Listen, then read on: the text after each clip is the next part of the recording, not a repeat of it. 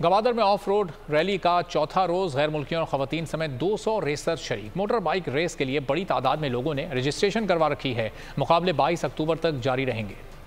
फर्राटे मारती धूल उड़ाती गाड़ियाँ, ये मनाजिर हैं गवादर ऑफ रोड रैली के, जहां गैर मुल्कियों समेत 200 खिलाड़ी अपनी सलाहियतों का लोहा मनवा रहे हैं।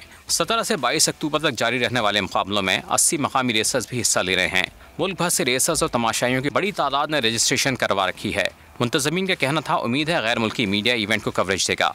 गवादर का नाम आलमी सतह पर नुमायां होगा। 2016 से हमने स्टार्ट किया है इस रेस को, अपनी मदद आपके तहत। काफ़ी रेसर्स ने हमसे रिक्वेस्ट की कि यार आप यहाँ पे कोई रेस ऑर्गेनाइज करें, तो हमने एक रेस ऑर्गेनाइज किया। इस दफ़ा इंटरनेशनल क्लास का रेस अभी हो रहा है और गवादर डेवलपमेंट अथॉरिटी, उनका शुक्रिया मैं अदा करता हूँ। उन्होंने काफ़ी हमें स्पॉन्सर किया हर चीज़ में।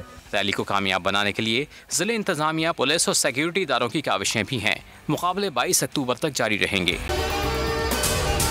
अगर आपको ये वीडियो पसंद आई है तो हमारे चैनल को सब्सक्राइब करें और बेल आइकॉन पर क्लिक करें।